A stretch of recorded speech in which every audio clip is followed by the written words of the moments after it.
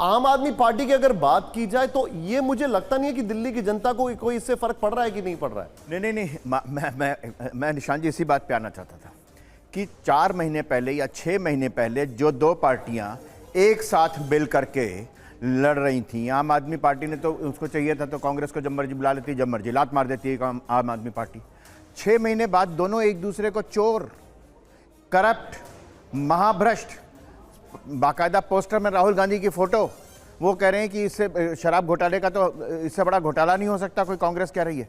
आप ये बताइए, भारत की जनता को हम लोग जो लोग हैं वो क्यों ना कहें कि आप ऐसे लोगों पर विश्वास करके सिर्फ इसलिए क्योंकि 10 रुपए की टिकट बस में फ्री मिलती है। देखिए ये तो आइडियोलॉजिकल स्टैंड हो गया। ये आइडियोलॉजिकल नहीं है सर, ये एक मिनट, ये आइडियोलॉजिकल नहीं है, ये स्वार्थ की राजनीति है। इसमें आइडियोलॉजी तब होती है, राजनीति और स्वार्थ कब एक दूसरे से अलग हुए सर? मेरा सवाल कुछ और था। मैं एक मिनट समीर जी क्विक टेक में आपसे लेना चाहूंगा।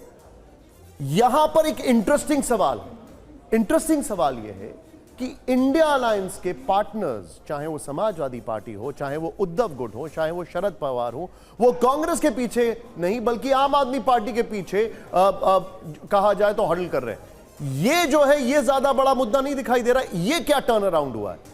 देखिए सीधा इंडिया गठबंधन के जो सहयोगी दल रहे हैं वो आज कांग्रेस के खिलाफ हो गए, जबकि शरद पवार जानते हैं कि महाराष्ट्र के अंदर कांग्रेस ही उनके नैसर्गिक अलायंस रही है, आम आदमी पार्टी को सपोर्ट नहीं करेगी। उत्तर प्रदेश में 2027 में विधानसभा चुनाव है, वहां अखिलेश यादव को कांग्रेस के साथ ही मिलकर लड़ना पड़ेगा, आम आदमी पार्टी मदद नहीं करेगी।